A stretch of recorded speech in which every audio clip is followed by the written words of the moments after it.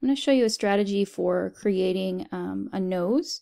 Noses are difficult because they're shading mostly. Like you'll notice that the bridge of my nose, the upper part is brighter than the sides.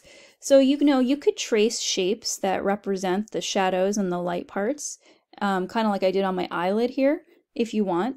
That's an option. Another option is to take your curve tool and then just do kind of like some lines to represent the nose. This is a common thing in drawing. So I'm going to go ahead and just sort of trace the outer part of my nostril here.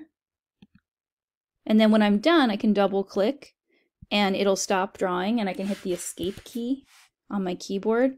And then I'm going to go grab my curve tool again and do the same thing on the other nostril.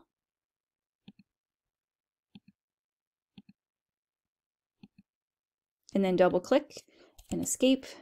And then finally, one other spot you want to do is kind of the tip of your nose. So kind of this like ball that comes down.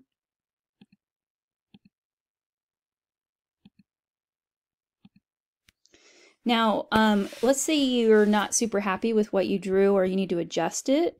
You can double click on the line and then you'll see all the points. And then you can, just like when we did the shapes of our the rest of ourselves, you can adjust this to make this look better.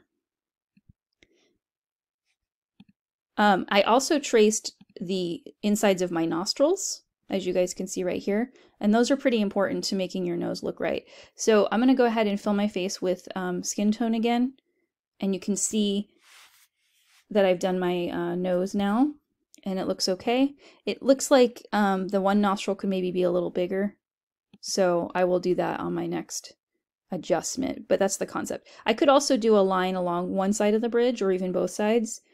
If you would like, you can do that. So I could take my tool and just, I'm going to do it right along the shadow area and then double click.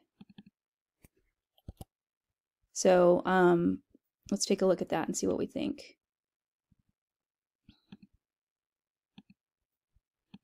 So again, you're just kind of implying where the nose is.